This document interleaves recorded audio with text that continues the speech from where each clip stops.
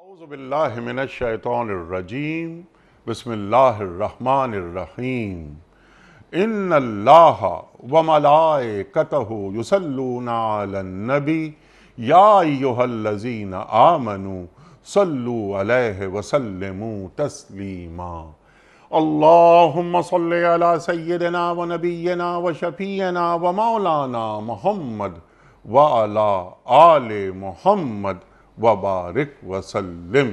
محترم خواتین و حضرات، السلام علیکم۔ پیام صبح کے ساتھ ایک بار پھر حاضر میں ہوں آپ کا میزبان انیق احمد۔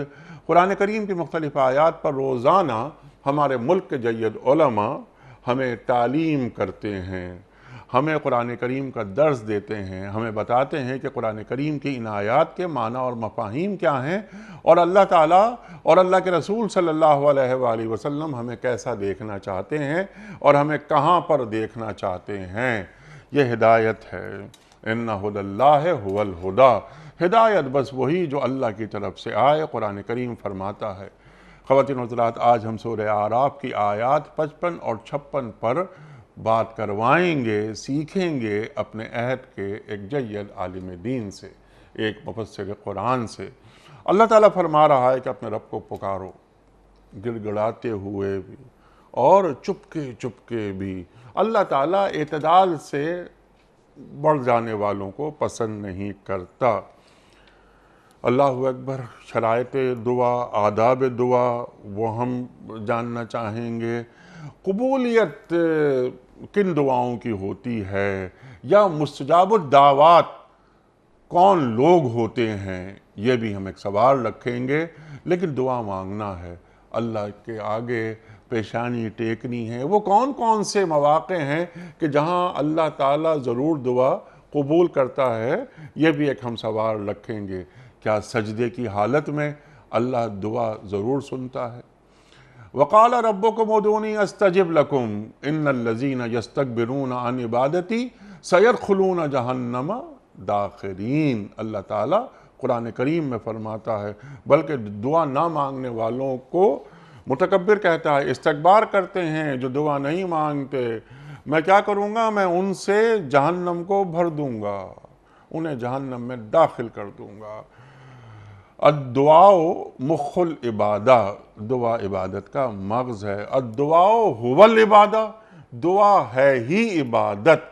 خواتین و حضرات، اللہ تعالیٰ فرما رہا ہے کہ زمین میں فساد برپا نہ کرو جبکہ زمین کی اصلاح ہو چکی ہے۔ زمین کی اصلاح کب ہوئی تھی؟ یہ بھی ایک سوال رکھیں گے۔ فساد برپا نہ کرو، فساد سے کیا مراد ہے؟ یہ ملک، یہ زمین، یہ اللہ کی ہے، اس میں شرک پیدا نہ کرو اپنے اعمال میں۔ کیا یہ بات اللہ تعالیٰ فرما رہا ہے؟ اللہ ہی کو پکارو خوف کے ساتھ اور طمع کے ساتھ۔ اللہ تعالیٰ سے محبت یا خوف، یہ سوال رکھیں گے۔ اللہ تعالیٰ یہاں خوف کا لفظ استعمال کر رہا ہے، اور طمع کے ساتھ۔ یہ طمع کیا اردو والا طمع ہے یا عربی والا طمع؟ یہ بھی ہمارے ایک معزز مہمان ہمیں بتائیں گے۔ اللہ تعالیٰ کی رحمت نیک کردار لوگوں سے قریب ہے۔ خواتین و حضرات، رحمت کسے کہتے ہیں؟ یہ بھی ہم رکھیں گے سوال۔ یہاں پر قریب کی بات ہو رہی ہے، محسنین کی بات ہو رہی ہے، وہ بھی ہم سوالات کی شکل میں رکھنا چاہیں گے۔ سیکھیں گے محترم ڈاکٹر محسن نقوی صاحب سے۔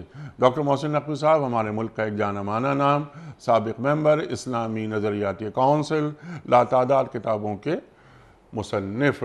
پاکستان میں آپ نے پڑھا، پاکستان کے باہر پڑھا، ایک طویل عرصہ آپ امریکہ میں رہے، اور وہیں سے آپ کا ڈاکٹریٹ ہے۔ ڈاکٹر محسن نقوی صاحب کو خوش آمدید کہتے ہوئے پروگرام کا آغاز اللہ تعالیٰ کے بابرکت نام سے، سورہ اعراف اور آیات 55 اور 56۔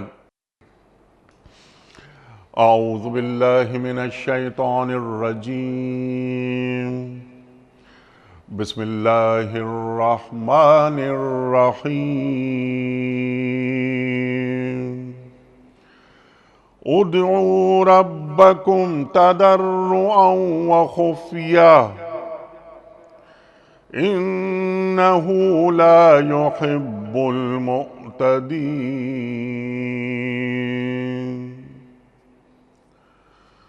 ولا تفسدوا في الأرض بعد إصلاحها وادعوه خوفا وطمعا إن رحمة الله قريب من المحسنين صدق اللہ العظیم۔ اپنے رب کو پکارو گڑ گڑاتے ہوئے اور چپکے چپکے، یقیناً وہ حد سے گزرنے والوں کو پسند نہیں کرتا۔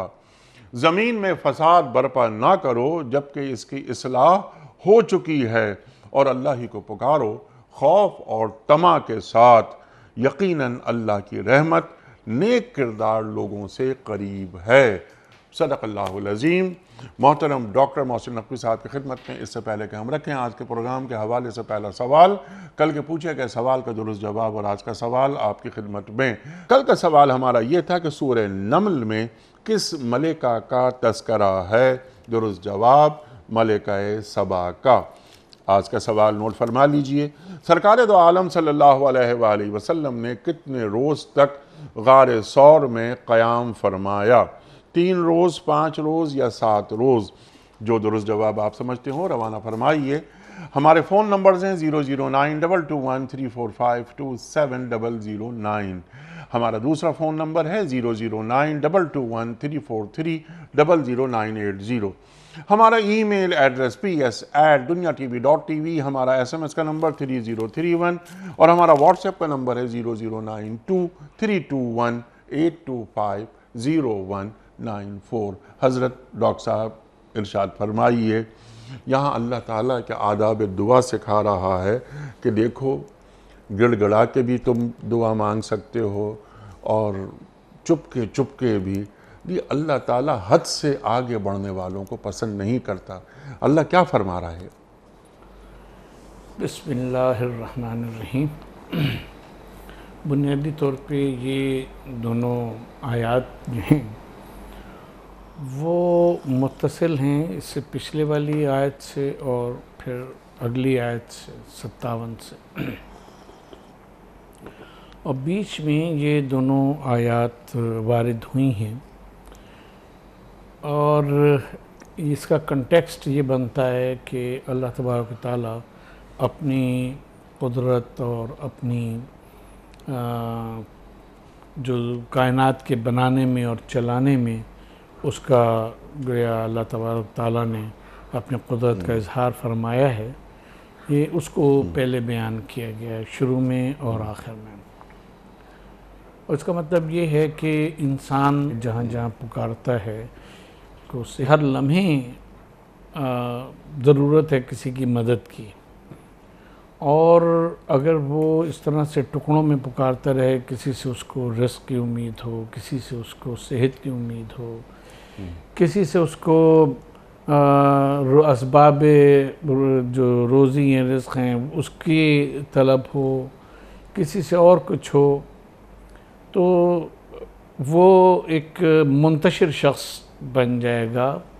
یہاں اللہ تبارک و تعالیٰ نے پہلے یہ بتا دیا کہ اس کائنات کا بنانے والا بھی وہی ہے، اس کا چلانے والا بھی وہی ہے، اور جس چیز کے لیے تمہیں دوسرے کو پکارنے کی ضرورت پڑتی ہے یا تم سوچتے ہو کہ پکارنا چاہیے، ان میں سے کسی کو پکارنے کی ضرورت نہیں، کیونکہ ان کے ہاتھ میں کچھ نہیں ہے۔ جو کچھ ہے اللہ تبارک و تعالیٰ کا پیدا کردہ ہے، وہی اس کو چلا رہا ہے، اور اسی نے تم کو پیدا کیا۔ وہ جانتا ہے کہ تمہاری کون سی ضرورت پوری ہونی ہے اور کون سی پوری نہیں کرنا ہے، اور یہ بھی اس سے بڑھ کر ہمارے سننے والوں کو علم ہونا چاہیے کہ بہت دفعہ ایسا ہوتا ہے کہ ہم لوگ خود اپنے طور پہ فرض کر لیتے ہیں کہ یہ ہماری ضرورت ہے، اسے پورا ہونا چاہیے۔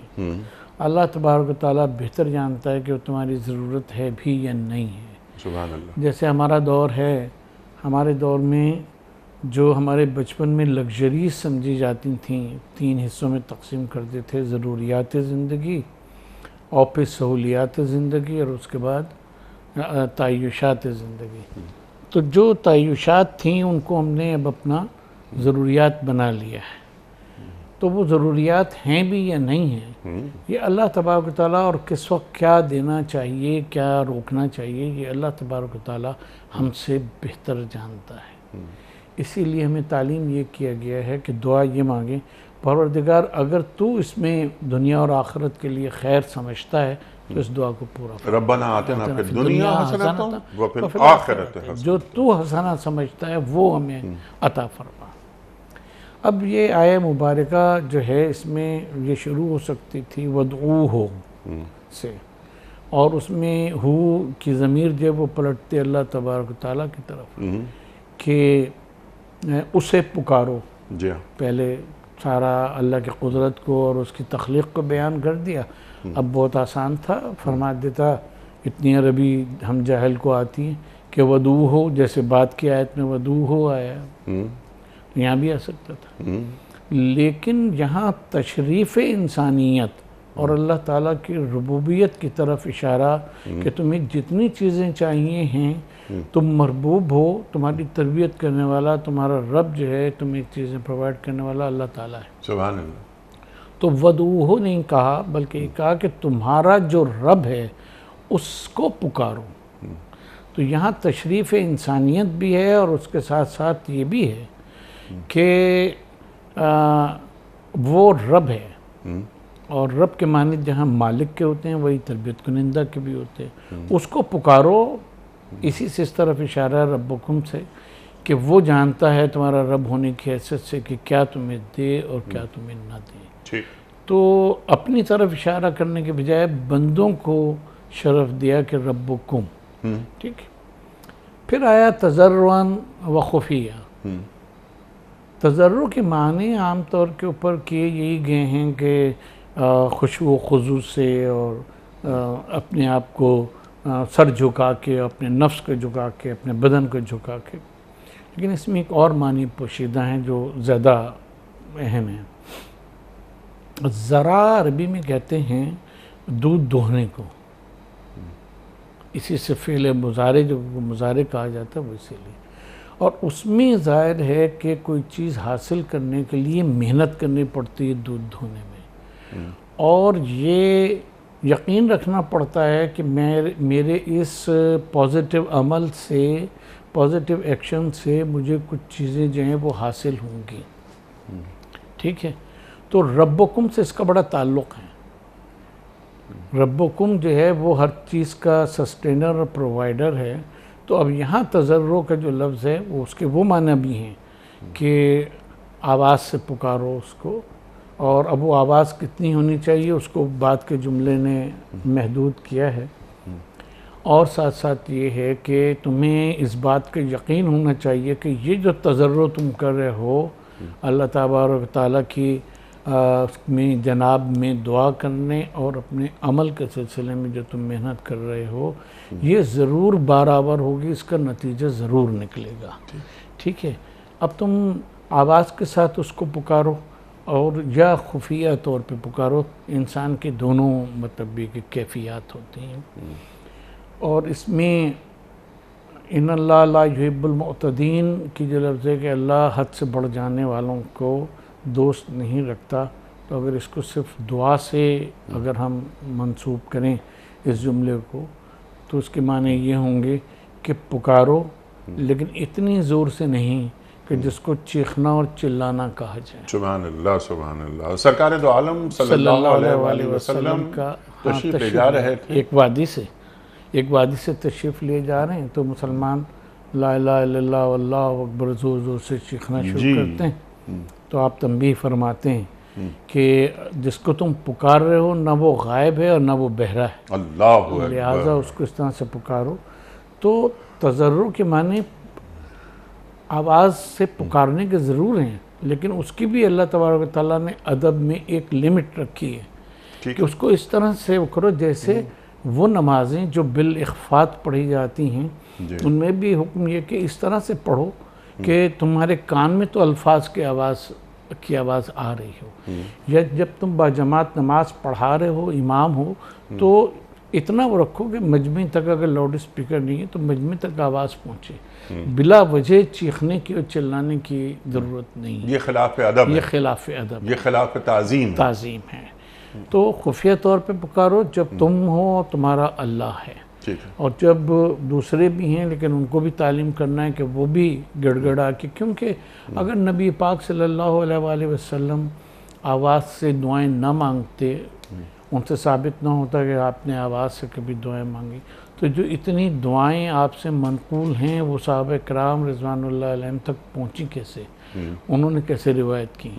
اگر وہ ساری کی ساری دل میں تھیں، جو خفیہ کا مطلب ہے، اس کا مطلب یہ ہے کہ نبی پاک بھی صلی اللہ علیہ وآلہ وسلم اس طرح سے دعا مانگتے تھے بسا اوقات کہ دوسرے حضرات سنیں اور ان کو پتہ لگے کہ اللہ تبارک و تعالیٰ کو کیسے پکارنا چاہیے، کن الفاظ میں پکارنا چاہیے، کس طرح سے پکارنا چاہیے۔ جب یہ جو ہے واللہ لا یحب المعتدین، تو یہ جملہ صرف اگر ہم دعا سے متعلق رکھیں تو ہم نے تھوڑی وضاحت اس کی عرض کر دی، لیکن یہ ایک بہت بڑا اصول ہے، اور وہ اصول یہ ہے کہ اللہ کی حدود سے تجاوز کسی بھی معاملے میں نہیں کرنا چاہیے۔ سبحان اللہ۔ ٹھیک ہے، کسی بھی معاملے میں اس سے تجاوز نہیں کرنا چاہیے۔ اللہ کی تلک حدود اللہ ہے فلا تعتدوها، اللہ نے جو حدود کو مقرر کر دیا ہے ہر معاملے میں، اس سے تجاوز نہیں کر سکتے، کیونکہ اس سے تجاوز کریں گے تو اللہ تبارک و تعالیٰ نہ اس تجاوز کو پسند کرتا ہے اور نہ تجاوز کرنے والے کو پسند کرتا ہے۔ اور اس کا مفہوم مخالفہ یہ ہے کہ اللہ تعالیٰ ایسے لوگوں کو جب پسند نہیں کرتا تو اس کا مفہوم مخالفہ یہ ہے کہ ایسے لوگوں سے کو ناپسند فرماتا ہے، اور جسے اللہ تبارک و تعالیٰ ناپسند فرما دے تو پھر نہ وہ دعا کرنے اور دعا کی قبولیت کے قابل رہتا ہے، اور نہ ہی وہ اللہ کا پسندیدہ بندہ جو ہے وہ کسی صورت میں بن سکتا ہے۔ تو یہ جو ہے تلک حدود اللہ فلا تعتدوها، تو وہ اس میں اللہ تعالیٰ کے قائم کردہ جتنی حدود ہیں، چاہے حدود و تعزیرات ہوں، چاہے معاشرت کے حدود ہوں، چاہے زن و شور کے حدود ہوں، جس قسم کے بھی حدود ہیں، جتنے موجود ہیں جن میں اللہ تبارک و تعالیٰ اس کے رسول نے حدود کو مقرر کر دیا ہے، بتا دیا ہے، تو اس سے تجاوز کرنا جو ہے وہ درست نہیں ہے۔ اسی لیے بعد کی جو آیہ مبارکہ ہے اس پہ آئیں گے، لا تفسدوا فی الارض بعد اصلاحہا، تو اس کے اوپر پھر بات۔ جی سبحان اللہ سبحان اللہ۔ اب یہاں پر جو دعا مانگنے کے دو انداز بتائے جا رہے ہیں قرآن کریم کی اس آیت میں، چپکے یا گڑ گڑا کر، تو اس میں فضیلت چپکے دعا مانگنے کو حاصل ہے یا گڑ گڑا کر؟ نبی پاک صلی اللہ علیہ وآلہ وسلم کی حدیث ہے جو ذکر کے بارے میں ہے، اذکرونی اذکرکم واشکروا لی ولا تکفرون کے ضمن میں آئی، اور وہ یہ ہے کہ اگر تم اللہ کا آواز سے ذکر کرو گے تو اللہ تبارک و تعالیٰ تمہارا ذکر سماوات و ارض میں آواز سے کرے گا، ٹھیک، اور اگر تم خفیہ طور پہ کرو گے تو اللہ تبارک و تعالیٰ بھی اذکرکم کے تحت تمہارا ذکر کرے گا، لیکن وہ خفیہ طور پہ کرے گا۔ تو اس سے یہ پتہ چلتا ہے کہ دونوں ہی صورتیں جائز ہیں۔ انسان کا جب دل بھر آتا ہے اور وہ اللہ تبارک و تعالیٰ کے حضور اپنے کو ذلیل و خوار کر دیتا ہے، بالکل متضرع ہو جاتا ہے، تذلل اختیار کر لیتا ہے، آنکھوں سے آنسو رواں ہو جاتے ہیں، اس وقت اس کو اپنی آواز پہ اختیار نہیں ہوتا، اچھا، وہ ہوتا ہے اور اس کا رب ہوتا ہے اس کے سامنے، اور اس کے سامنے وہ دعا کر رہا ہوتا ہے۔ کبھی اس کی آواز تھوڑی بلند ہو جاتی ہے، کبھی اس کی آواز اس کی عظمت کے سامنے بالکل ہی پست ہو جاتی ہے۔ تو یہ انسانی کیفیات ہیں، دونوں ہی باتیں خلوص دل کے ساتھ اللہ کے نزدیک جو ہے وہ مقبول، سبحان اللہ سبحان اللہ، کسی ایک کی بھی نفی نہیں کی گئی ہے۔ سبحان اللہ سبحان اللہ۔ اچھا، بعض اوقات ایسا محسوس ہوتا ہے کہ جیسے اگر ہم بآواز بلند میں گڑ گڑا کر دعا مانگیں، اور جیسے مسجد میں یا گھر پر لوگ دیکھ رہے ہیں ہمیں، تو کیا کہیں نہ کہیں کوئی ایک ریاکاری کا پہلو سامنے آنے کا امکان باقی رہتا ہے؟ چپکے یہ حالت سجدہ میں ہم آنسو بہا رہے ہیں، اللہ کے قریب ہو رہے ہیں، اور اللہ تعالیٰ قرآن کریم میں فرماتا ہے نا کہ سجدہ کرو اور مجھ سے قریب ہو جاؤ. تو وہ حالت سرگوشیاں اللہ سے کی جا رہی ہیں، اور یہ جو سرگوشیاں ہیں یہ آسمانوں تک جاتی ہیں. بالکل. دیکھیے بات یہ ہے کہ اس کا جب ایک تو ریاکاری کا تو یہ ہے کہ یہ ایک ایسا گویا شرک ہے جس کو خود حضور صلی اللہ علیہ وسلم نے تشبیہ دی کہ جیسے سیاہ رات میں سیاہ کمبل پہ چوٹی جو ہے سیاہ چوٹی چلتی ہے. اب دعا مانگنے والے اور گڑ گڑانے والے کے دل میں کتنا ریا ہے یہ تو اس کے اور پروردگار کے درمیان ہے، کوئی دوسرا اس کو نہیں جانتا. ٹھیک ہے. لیکن یہ ہے کہ بعض لوگ واقعی اس طرح سے وہ مانگتے ہیں کہ شاید دیکھنے والے کے دل میں یہ آئے جو نہیں آنا چاہیے کہ یہ ریا کر رہا ہے، کیونکہ ریا اس کے اور پروردگار کے درمیان ہے کہ وہ کر رہا ہے یا نہیں کر رہا ہے. ہو سکتا ہے اس کے نفس کی واقعی اس وقت کیفیت یہ ہو کہ آواز اس سے بلند اس سے نکل رہی ہے وہ ہے. پھر یہ بھی ہے اس میں ایک بات جو ہم اکثر محفلوں میں دیکھتے ہیں جاتے ہیں کہ کہیں کوئی دعا پڑھی جا رہی ہوتی ہے، وہ ہوتا ہے کہ وہ گڑ گڑانے والا یا وہ پڑھنے والا اس میں بولنے میں غلطی کرتا ہے، تو اس کو جو جاننے والا ہے وہ ٹھیک کر سکتا ہے کہ یہ یہاں یوں نہیں، اس کو اس طرح سے پڑھو. کیونکہ ہر ایک تو عربی داں اور حدیث کا عالم اور قرآن کا عالم نہیں ہوا کرتا. اسی لیے ہم دیکھتے ہیں کہ نبی پاک صلی اللہ علیہ وسلم نے بہت سے لوگوں کو مصلی پہ دعا مانگتے دیکھا ہے، اور آپ نے اس کی تحسین فرمائی ہے کہ یہ اس نے جو بھی دعا مانگی تو یہ اسم اعظم سے اس نے دعا مانگی. اور ایسی 7-8 روایتیں جہاں مختلف کلمات کو آپ نے لوگوں کے منہ سے سنا اور آپ نے فرمایا کہ یہ اس نے اسم اعظم کے حوالے سے دعا کی ہے. سبحان اللہ. تو انشاءاللہ یہ ضرور پوری. یعنی اسم اعظم سے مراد ذرا اس کو اب آپ نے بیان فرمایا تو اسے کھول دیجئے کہ اللہ کا ذکر دعا مانگنے سے قبل کیا. وہ ہم بتاتے ہیں، عرض کرتے ہیں اس کے بارے میں، لیکن ہم یہ بات کہہ رہے ہیں کہ اگر وہ اتنی زور سے وہ کر رہا تو پہلے تو اگر وہ معیوب ہوتا تو نبی پاک صلی اللہ علیہ وسلم اس سے منع کرتے یا اظہار بیزاری فرماتے کہ اس کو اتنی زور سے دعا نہیں مانگنی چاہیے. لیکن آپ نے اس سے ابا نہیں فرمایا، بلکہ یہ فرمایا کہ اس کو پتہ بھی گویا نہیں ہے کہ یہ اسم اعظم ہے کہ جس سے یہ دعا اللہ تبارک و تعالیٰ کے لیے کی بارگاہ میں مانگ رہا ہے. تو وہ ایک طرح سے اس کے عمل کی تائید ہو گئی کہ اگر یہ اتنی زور سے مانگ رہا ہے کہ نبی پاک صلی اللہ علیہ وسلم و دیگر صحابہ سن رہے ہیں تو اس میں کوئی حرج نہیں ہے، بل خلوص کے ساتھ کرنا چاہیے. اچھا اب رہا اسم اعظم کا معاملہ، تو ایک تو یہ کہ اس میں ذات کے بارے میں ظاہر ہے بڑی بحث ہے کہ اللہ تبارک تعالیٰ یہ لفظ اللہ جو ہے یہی اسم اعظم ہے کیونکہ اللہ تبارک تعالیٰ کا ذاتی نام ہے. سورہ طہ میں بھی آیا اور سورہ قصص میں بھی آیا ہے کہ اننی انا اللہ لا الہ الا انا، سورہ طہ میں آیا. تو یہ ہے کہ میں ہی اللہ ہوں، رب العالمین ہوں، جیسے سورہ قصص میں آیا، اور میرے سوا کوئی اللہ نہیں ہے، کوئی الہ نہیں ہے. تو کہا یہ گیا کہ زیادہ تر علماء نے کہا کہ لفظ اللہ جو ہے یہ اللہ تبارک تعالیٰ کا ذاتی نام ہے. سبحان اللہ. لیکن ہم یہاں پہ یہ بات بھی عرض کریں گے کہ یہ اسم اتنا بزرگ ہے اور اتنا وہ ہے کہ علماء یہ کہتے ہیں اس کا ادا کرنے کی بجائے کہتے ہیں کہ اسم جلالہ، اسم عز و جل، لفظ اللہ نہیں استعمال کرتے اس کی عظمت شان کی وجہ سے. تو اسم اعظم ہے لیکن اس کو ہر وقت انووک نہیں کرنا چاہیے، ہر وقت پڑھنا نہیں چاہیے. اور ایک دفعہ اللہ کہہ دے انسان اور اس سے دعا مانگ لے تو وہ بہت کافی. جیسے اس حدیث میں جس کی طرف آپ نے بھی اشارہ کیا، ہم نے بھی عرض کی کہ کوئی ہم بہرے سے اور غائب سے دعا نہیں مانگ رہے، سبحان اللہ، تو مانگ سے رہے کہ جو سمیع و قریب ہے. دوسری حدیث میں آتا ہے کہ وہ سمیع و قریب ہے، اس سے تم دعا جس سے مانگ رہے ہو وہ سمیع و قریب ہے. تو وہ دور بھی نہیں ہے، غائب بھی نہیں ہے، ہر جگہ حاضر و ناظر ہے اور ہر چیز کو سننے والا بھی ہے، چاہے وہ خفیہ طور پہ ہو چاہے علانیہ طور کے اوپر ہو. تو اس کو بار بار بعض لوگوں جو معمول بنا لیتے ہیں کہ اسم اعظم جو ہے تو ہم اس کو انووک کرتے رہیں، اس کو پڑھتے رہیں تاکہ اسی کو قبولیت وید دعا بنا کا دے، امکان بڑھ جائے.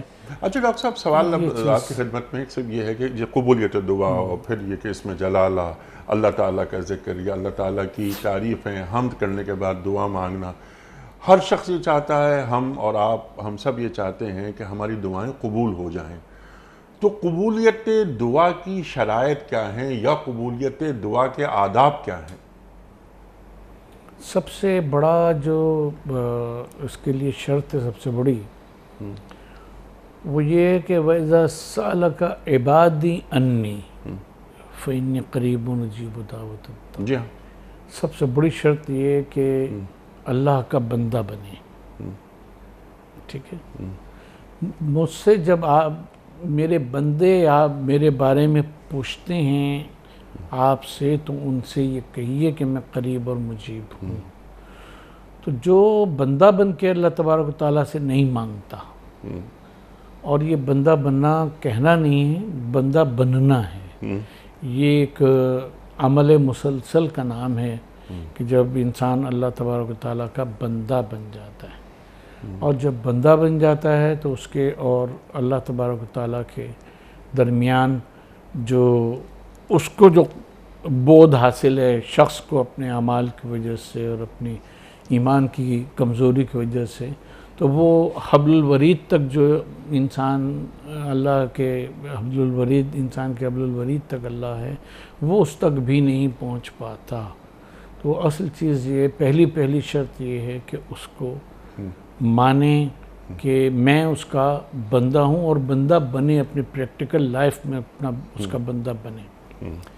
دوسری چیز یہ ہے کہ جیسے یہ آیہ مبارکہ سے اس سے پہلے جو ہے وہ اللہ تبارک و تعالیٰ کے قدرت کے اوپر، اس کی عطا کے اوپر، اس کی تخلیق کے اوپر دلالت کرتی ہے، تو اس کو ہر قسم کا قادر مطلق اس کو مانا جائے. ہر چیز اس کے ہاتھ میں ہے، کوئی چیز اس کے ہاتھ سے باہر نہیں ہے، کوئی دوسرا اس کے سوا دے نہیں سکتا جب تک کہ وہ نہ چاہے. پھر اس کے ساتھ ساتھ اس کو اپنا رب ماننا، جو اس آیہ مبارکہ میں کہا گیا ہے، ربکم، کہ تمہارا رب ہے وہ، اور رب وہ ہے کہ جو آپ کی ہر چیز کا، ہماری ہر چیز کا خیال رکھتا ہے، ہر ضرورت کا. ہماری ضرورت سے پہلے اس نے مہیا فرمائی ہوئی ہیں وہ چیزیں کائنات میں ودیعت کی ہوئی ہیں، جب ہم بڑے ہوتے جاتے ہیں ان کو اختیار کرتے چلے جاتے ہیں. تو قبولیت دعا میں یہ بھی ہے. اور یہ ہے کہ اپنے آپ کو، یعنی اللہ تبارک و تعالیٰ کو حاضر و ناظر کی جو رکھی گئی ہے، عقیدہ رکھا گیا ہے اور عقیدہ ہے یہ کہ اللہ تبارک و تعالیٰ کوئی لمحہ ایسا نہیں ہے کہ جو لا تاخذہ سنۃ ولا نوم، نہ اس کو اونگ آتی ہے نہ نیند آتی ہے. تو ہمارا کوئی فعل، یہاں تک کہ ہماری کوئی سوچ اس کے علم سے باہر نہیں ہے. ہماری خائنۃ العین اور ما فی الصدور جو ہے وہ بھی اس کے علم سے باہر نہیں ہے. جب ایسی کیفیت ہے اور اب ہم یہ سمجھ لیتے ہیں، مان لیتے ہیں، تو پھر اب دعا کریں گے تو اس کا بندہ بن کے اعتدال کے ساتھ اس سے جب مانگیں گے، اس کو مالک کل و خالق کل مان کے، تو پھر اللہ تبارک و تعالیٰ سے امید ہے کہ وہ اللہ تبارک و تعالیٰ اس کو قبول فرمائے گا. آپ نے فرمایا کہ اللہ تعالیٰ سے امید ہے کہ اللہ تعالیٰ ان دعاؤں کو قبول فرمائے گا. تو یہاں پر امید رکھی جائے اللہ تعالیٰ سے، یا اللہ تعالیٰ پر پورا یقین رکھا جائے کہ جیسے آپ نے فرمایا ابھی کہ اللہ تعالیٰ سمیع ہے، بصیر ہے، علیم ہے، خبیر ہے، تو میں یہ دعا مانگ رہا ہوں اجیب دعوت الداع اذا دعان فلیستجیبوا لی. اب یہ کہ اللہ تعالیٰ فرما رہا ہے کہ میں دعائیں قبول کروں گا. وقال ربکم ادعونی استجب لکم، مجھے پکارو، مجھ سے مانگو، میں دعائیں قبول کروں گا. بعض دفعہ یہ ہوتا ہے کہ ہم دعائیں مانگتے ہیں، بعض دفعہ دعائیں ہماری فوراً قبول ہو جاتی ہیں، بعض اوقات کچھ دیر بعد قبول ہوتی ہیں، بعض اوقات ہماری دعائیں قبول ہی نہیں ہوتی، تو کیا ان دعاؤں کا ذخیرہ کہیں اور ہو جاتا ہے؟ مانگنے کی شرائط میں کیا رزق حلال کی بھی کوئی اہمیت ہے؟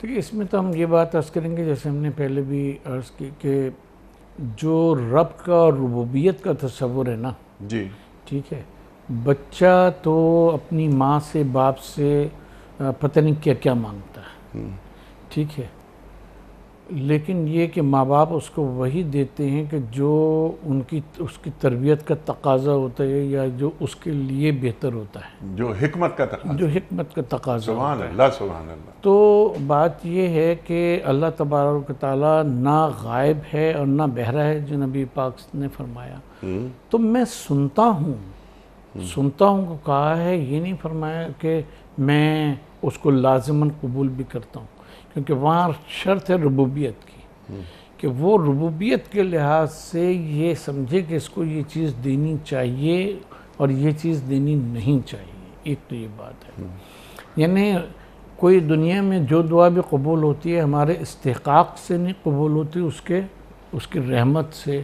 اور اس کے فضل سے قبول ہوتی ہے، ٹھیک ہے، اور جہاں وہ سمجھتا ہے کہ اس کے فضل کا تقاضا نہیں ہے کہ ہمیں وہ چیز دے، تو وہاں پھر وہ اس کو وہ روک لیتا ہے۔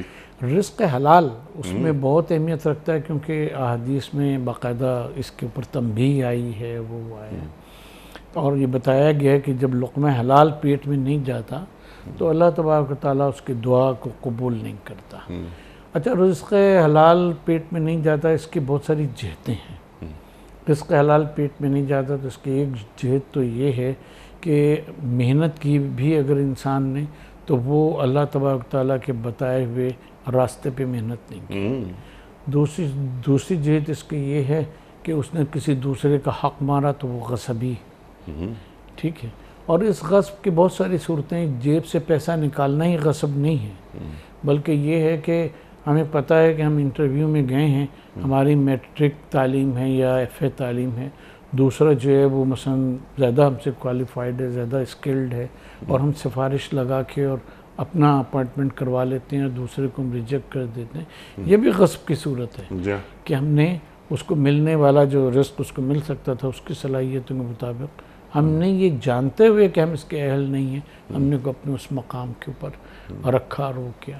یہ بہت ساری چیزیں ہیں جہاں سے ہم اس بات کو لیتے ہیں۔ پھر حلال اور حرام کی جو تمیز ہے کہ جو چیزیں اللہ تبارک تعالیٰ نے کھانے کے لیے یا ذبیحے کے لیے جو صورتیں حلال رکھی ہیں، جائز رکھی ہیں، ان سے ہٹ کے اگر یعنی جانور کا بے نفس ہی حلال ہونا اہم نہیں ہے، اس کا صحیح طریقے سے ذبح ہونا اسلامی احکام کے مطابق وہ بھی اہم ہے، جو یورپ امریکہ وغیرہ میں بعض اوقات بہت سی فیملیز نظر انداز کرتی ہیں۔ تو جب اللہ کے احکام کو فالو نہیں کریں گے، عملاً عبد نہیں بنیں گے۔ عملاً قہراً تو اب ہم سب عبد ہیں، کہیں یا نہ کہیں، ہم سب اللہ کے عبد ہیں، جو اس کو مان رہا ہے وہ بھی عبد ہے، جو اس کو نہیں مان رہا وہ بھی عبد ہے، قہراً تو ہیں۔ یہاں جو بات کی گئی ہے عبادی کی، وہ ہے یہی کہ ہم عملاً اور اختیاراً اس کے اختیاری طور پر اس کے عبد بنے۔ سبحان اللہ، کہ اللہ تعالیٰ یہ فرمائے کہ فَادْخُلِي فِی عِبَادِی وَادْخُلِی جنتی، یعنی یہ بندے ہیں، یہ میرے بندے ہیں۔ تو جب تک اس پہ نہیں درجے پہ انسان پہنچتا اور اس کے پہنچنے کی کوشش نہیں کرتا، یعنی یہاں بھی ہم ایک بات عرض کریں گے کہ انسان یہ اپنے اس میں حالات پہ غور کر کے کہے کہ میں تو بھئی اللہ کی پوری وہ کرتا ہوں، اور اس میں خیال آ جائے کہ اب میں اللہ کا بندہ بن گیا، اب میں اللہ کا بندہ ہوں، اللہ مجھے اپنے بندوں میں شمار کرتا ہے، تو یہ سب سے بڑی غلط فہمی اور سب سے بڑا تکبر ہے، کیونکہ اللہ تک پہنچنے کی اور اس کے قرب کی اور اس کا بندہ بننے کی کوئی حد نہیں ہے۔ اسی لیے نبی کریم صلی اللہ علیہ وآلہ وسلم بھی دعا بھی فرمایا کرتے تھے، اور نماز میں اہدنا الصراط المستقیم صراط الذین انعمت علیہم سبحان اللہ غیر المغضوب علیہم ولا الضالین، کیونکہ ہدایت مستقل مانگے جانے والی چیز ہے۔ سرکار دو عالم صلی اللہ علیہ وآلہ وسلم، اللہ سے قربت کا کوئی درجہ نہیں ہے کہ جس پہ پہنچ کے انسان جو ہے وہ رک جائے۔ جی ہاں بالکل، کیا اچھی بات آپ نے فرمائی کہ اللہ کے رسول صلی اللہ علیہ وآلہ وسلم نے اپنی حیات مبارکہ کی جو آخری نماز ادا فرمائی، اس میں بھی اہدنا الصراط المستقیم. اللہ اکبر، اللہ اکبر. ڈاکٹر صاحب، اس سے پہلے کہ ہم اگلی آیت کی طرف آئیں، ایک بات صرف اور اس سلسلے میں دعا کے حوالے سے کہ دعا مانگتے ہوئے اول و آخر درود شریف کی کیا اہمیت ہے؟ اصل میں درود شریف وہ عبادت ہے، ظاہر ہے سب کو پتہ ہے کہ جو سورہ احزاب کی آیہ مبارکہ کے مطابق اللہ تبارک و تعالیٰ اور اس کے فرشتے اس میں شریک ہوتے ہیں، اور اللہ نے اس میں حکم دیا یا ایھا الذین آمنوا صلوا علیہ وسلموا تسلیما، کہ اس میں صلاۃ و سلام بھیجو تو وہ کرو. یہاں پہ ہم ایک وضاحت کر دیں کہ دیکھیں جو یہاں وسلموا تسلیما کی ترکیب آئی ہے مفعول مطلق کی، اس کے معنی یہ ہیں کہ صلو کے معنی یہ ہوئے کہ صلو علیہ کہ ان پہ صلوات بھیجو. وسلموا تسلیما کے معنی یہ ہیں کہ عملاً ان کی بات کے سامنے، اس کے اسرے کے سامنے، اس کے حدیث کے سامنے اپنا سر تسلیم خم کر. سبحان اللہ. یعنی یہ پریکٹیکل آسپیکٹ ہے، وہ زبان سے ادا کرنا ہے. اب یہ پورا درود صرف زبان سے ادا کرنا نہیں ہے، بلکہ اس کو پریکٹیکلی اپنی لائف میں امپلیمنٹ کرنا ہے، اس کو کرنا ہے، سر تسلیم کو خم کرنا ہے. سبحان اللہ. تو جب اللہ تبارک و تعالیٰ اس میں وہ ہے تو حدیث میں یہ آتا ہے کہ اللہ تبارک و تعالیٰ کو یہ فرماتا ہے، گویا ایک طرح سے حدیث قدسی بھی ہے کہ اس سے پہلے اس کے بعد کی دعا جو ہے وہ درود کو قبول فرما لے، اس کے آخر میں درود ہو تو اس کو قبول فرما لے، اور بیچ کی دعا جو ہے اس کو پروردگار چھوڑ دے. یہ اس کے رحم و کرم سے بہت فرق ہے. جی. لہٰذا جب درود پڑھا جاتا ہے اور پہلے اور بعد میں دعا کے، تو اللہ تبارک و تعالیٰ جب ان دو دعاؤں کو قبول کرتا ہے خود اپنے فرمان کے مطابق، تو پھر بیچ کی جو دعا اگر وہ جائز ہے، اگر وہ جائز ہے تو اس کو ابتدا میں نہیں آتی کہ اب کوئی یہ دعا کرے کہ پروردگار مجھے نبی کا رتبہ عطا فرما دے، کسی نبی کا. یہاں تک کہ نبی کریم صلی اللہ علیہ وآلہ وسلم نے فرمایا کہ اگر میرے بھائی سلیمان نے یہ دعا نہ مانگی ہوتی رب ہب لی من لدنک ملکا لا ینبغی لأحد من بعدی، تو میں اللہ تبارک و تعالیٰ سے یہ دعا کرتا. سبحان اللہ. لیکن یہ کہ وہ اللہ تعالیٰ نے قبول فرمائی ہے، تو اس کے بعد وہ والا جو گویا کہ ملک ہے وہ اللہ تبارک و تعالیٰ. سبحان اللہ. سبحان اللہ. تو اول و آخر درود شریف کا اہتمام ضرور کرنا چاہیے. اللہ کی دعا جو ہے وہ صحیح مطالب کے اوپر اور صحیح چیز کی بالکل وہ دعا کا جائز ہونا بہت ضروری ہے. وہ بات جسے اللہ تعالیٰ نے حرام قرار دے دیا ہو، اس کو دعا میں کیسے اللہ تعالیٰ سے مانگا جا سکتا ہے، اللہ کو کیسے پکارا جا سکتا ہے. وہ تو رزق حلال جو آپ نے بھی تعلیم فرمایا کہ پیٹ میں بھی رزق حلال ہو، اور وہ اگر حلال جانور بھی وہ حلال پیسوں سے ہم لے رہے ہیں، لیکن کیا اس کے ذبیحے کے وقت اللہ کا نام لیا گیا تھا، یعنی اسے حلال کیا گیا تھا، تو ہر دو طریقے سے وہ حلال ہو. اچھا ڈاکٹر صاحب، اب علم حرام بھی ہوتا ہے، علم حرام بھی ہوتا ہے جہاں علم کو جو معلومات ہیں ان کو نفی دین اور نفی ایمان کے لیے، نفی الہ کے لیے استعمال کیا جاتا ہے، تو وہ علم حرام ہے پھر. جی بالکل، وہ تو ایک الگ بحث ذرا ہو جائے گی. اس سے زمین میں فساد برپا نہ کرو جبکہ اس کی اصلاح ہو چکی ہے. تو زمین کی اصلاح کب ہوئی تھی اور فساد سے کیا مراد ہے ڈاکٹر صاحب؟ دیکھیے ہمارے وہاں تو مذہبی جو وہ ہے ٹریڈیشن، وہ شروع ہی اصلاح سے ہوتی ہے. اللہ تبارک و تعالیٰ نے جب آدم کو پیدا کیا، تخلیق کیا، تو اس کو نبوت کے ساتھ حضرت آدم علیہ السلام کو بھیجا گیا تھا. ٹھیک ہے، وہ پہلے نبی بھی تھے، پہلے رسول بھی تھے. تو اصلاح کی جو صورت ہے وہ تو یہ ہے کہ روز ازل سے اللہ تبارک تعالیٰ نے تخلیق آدم سے یہی چاہا. یہ اس کا وہ ہے کہ زمین جو ہے وہ اللہ تبارک تعالیٰ کے احکام کے مطابق چلے، لوگ جو ہیں وہ اس کے احکام کو فالو کریں، اس کے اوپر عمل کریں. یہی زمین کی اصلاح ہے. شریعت میں، قوانین شریعہ میں ایک قاعدہ ہے، قاعدہ شریعہ ہے، اور وہ یہ ہے کہ درء المفاسد جو ہے وہ جلب منافع سے زیادہ اہم ہے. جس کا مطلب یہ ہے جو یہ آیہ مبارکہ فرما رہی ہے کہ ایک چیز ہوتی ہے کہ ہم دیکھتے ہیں کہ کہیں کوئی کام ایسا ہو رہا ہے، کوئی صورتحال ایسی آ گئی کہ جہاں لوگوں کے لیے چاہے انفرادی طور پہ چاہے اجتماعی طور پہ اب یہ ہے کہ یہ یہاں فساد برپا ہوگا، یعنی یہ چیز اس کے شخص کی زندگی پہ یا اس کے عرض پر، اس کے مال و دولت پہ اثر انداز ہوگی، اس کو تباہ کر دے گی، تو اس سبب کا دور کرنا واجب ہے۔ جی، اس سبب کا دور کرنا واجب ہے، چاہے اس سے کسی کی جان ہی کیوں نہ جاتی ہو۔ جو قتل کے لیے اللہ تبارک و تعالیٰ نے فرمایا کہ قصاص جو ہے وہ ضروری ہے کیونکہ اس میں حیات ہے لوگوں کے لیے۔ جی، یہ قتل کیا جائے گا قاتل تو دوسرے لوگوں کی حیات کی ضمانت ہوگی۔ تو یہ در مفاسد جو ہے یہی جلب منفعت ہوتی ہے کہ اسی سے منفعت حاصل ہوتی ہے۔ تو لا تفسدوا فی الارض بعد اصلاحہا کہ جب قانون کا نفاذ ہو گیا، حکومت قائم ہو گئی، ٹھیک ہے، اور قوانین اسلامی کے اوپر عمل کیا جا رہا ہے، وہ ہے یہ ایسی صورت ہے کہ پورا عمل نہیں کیا جا رہا لیکن اصلاح کی صورت وہاں موجود ہے، تو اب یہ نہیں کہ اس کے خلاف بغاوت کر کے اس کو بالکل الٹ دیا جائے۔ اگر دین کا خیر کا حصہ زیادہ غالب ہے، وہ حصہ غالب ہے، تو باقی کی اصلاح کی کوشش کی جائے گی تاکہ جلب منافع ہو اور در مفاسد ہو۔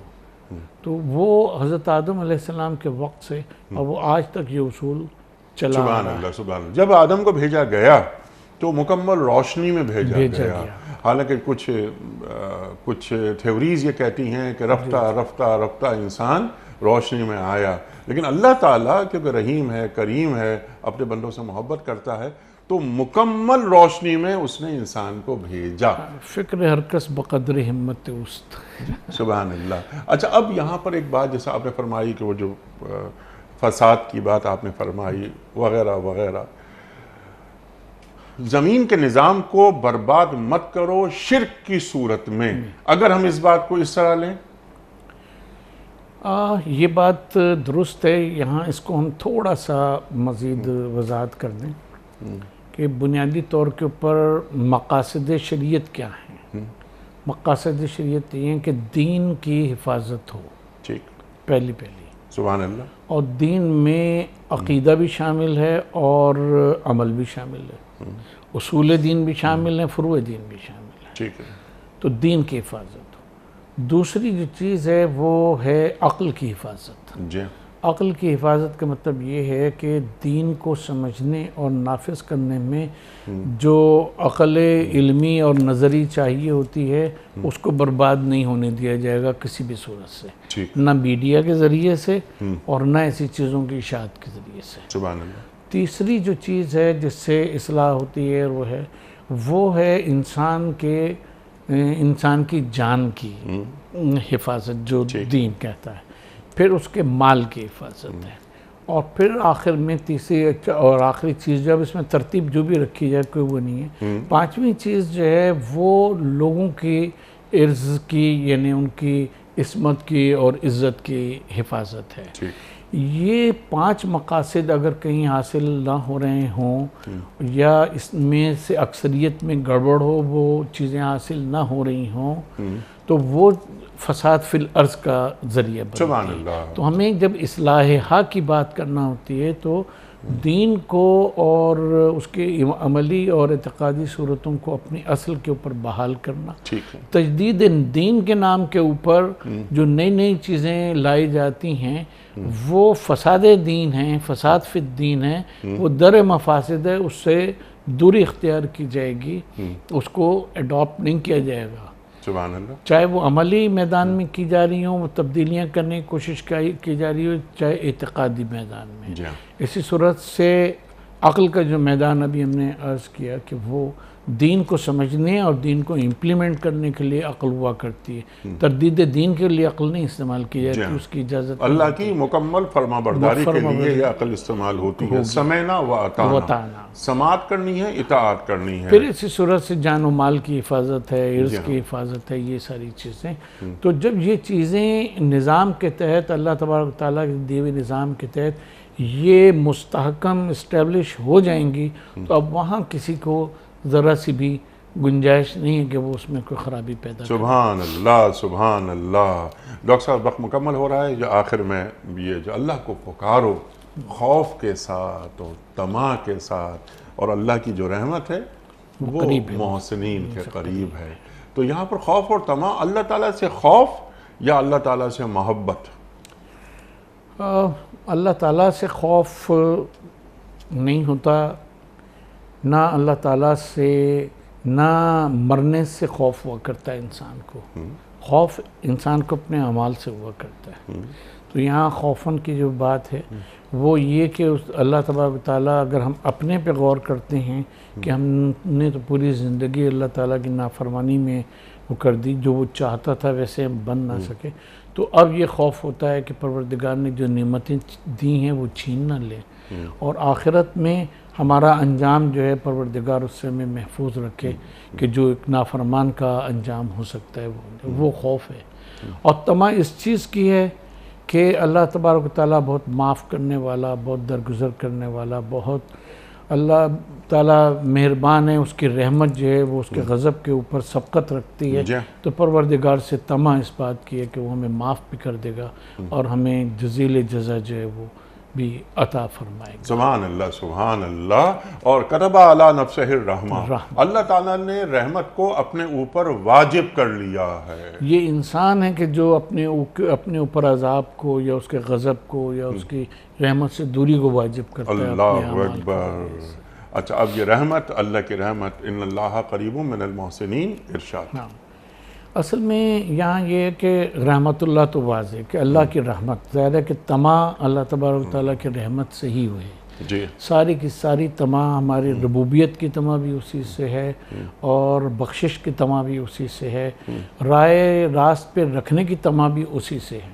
یہاں پہ یہ ایک گفتگو کی گئی ہے کہ یہاں قریبہ ہونا چاہیے تھا کیونکہ رحمت مؤنث ہے، تو یہاں قریبہ ہونا چاہیے تھا۔ تو یہ اس میں جو صحیح بات ہے وہ یہ ہے کہ جب یہ قرب کا لفظ جو ہے اور قریب کا لفظ اگر یہ نسبی قرابت کے لیے ہوتا ہے تو اس کا ماتحت ہونا ضروری ہے کہ وہاں اگر مؤنث استعمال ہوا ہے تو یہاں قریبہ ہونا، رحمت استعمال ہوا مؤنث تو یہاں قریبہ ہونا چاہیے۔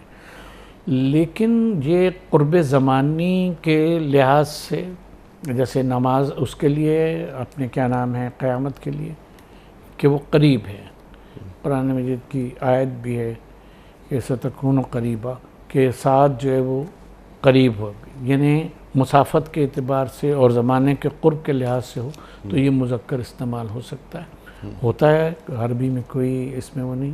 ٹھیک ہے۔ اور جب قرآن نے استعمال کر لیا تو سب سے بڑی دلیل کسی نحوی کی رحمت سے نہیں ہے۔ کیا مراد ہے؟ رحمت سے مراد کیا؟ خیر ہے، نعمت ہے، اور یہ یختص برحمتہ من یشاء، اللہ تعالیٰ رحمت کے لیے کچھ لوگ یا کچھ اقوام، کچھ امتیں مخصوص فرما لے مخصوص کر لیتا ہے کہ رحمت کی جو لفظ ہے اللہ تعالیٰ کی جو رحمت ہے اس کے لیے بھی استعمال ہوئی، فضل کے لیے بھی استعمال ہوا قرآن مجید میں، ہدایت کے لیے بھی رحمت کی لفظ استعمال ہوئی ہے، اور اللہ تعالیٰ کے ثواب کے لیے بھی رحمت کی لفظ استعمال ہوئی۔ تقریباً 14 مقامات ہیں، 14 مختلف شیڈز ہیں لفظ رحمت کے، اور یہاں مطلقاً آیا ہے، یہاں مطلقاً آیا ہے تو اس میں ہر قسم کی رحمت مراد ہے جو انسان اپنے بندہ بن کے اپنے کو مستحق اس کے بنا سکتا ہے۔ ہر قسم کا خیر اللہ تعالیٰ اس سے نوازتا ہے۔ ڈاکٹر صاحب میں آپ کا بڑا ممنون، بڑا شکر گزار، آپ تشریف لائے اور آج بھی ہم نے آپ سے بہت سیکھا۔ خواتین و حضرات، ہمارے علماء کو اللہ سلامت رکھے، قرآن کریم سے ہمیں قریب کرتے ہیں، اور ہم بار بار ایک بات یہ عرض کرتے ہیں کہ علوم قرآنی ہم تک منتقل کرتے ہیں۔ انشاءاللہ ڈاکٹر صاحب سے مزید کسی اور پروگرام میں بات ہوگی۔ کوئز کل کا سوال ہمارا یہ تھا کہ سورہ نمل میں کس ملکہ کا تذکرہ ہے؟ درست جواب ملکہ سبا کا۔ آج کا سوال نوٹ فرما لیجئے، سرکار دو عالم صلی اللہ علیہ وآلہ وسلم نے کتنے روز تک غار ثور میں قیام فرمایا؟ 3 روز، 5 روز یا 7 روز؟ جو درست جواب آپ سمجھتے ہوں روانہ فرمائیے۔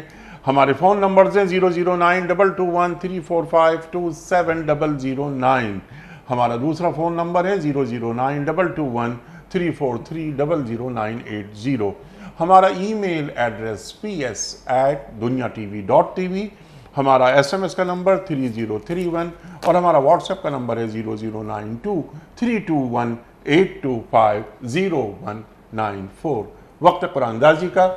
حضرت ایک پرچی نکال کر آپ اعلان فرما دیجئے آج کے ونر کون ہیں؟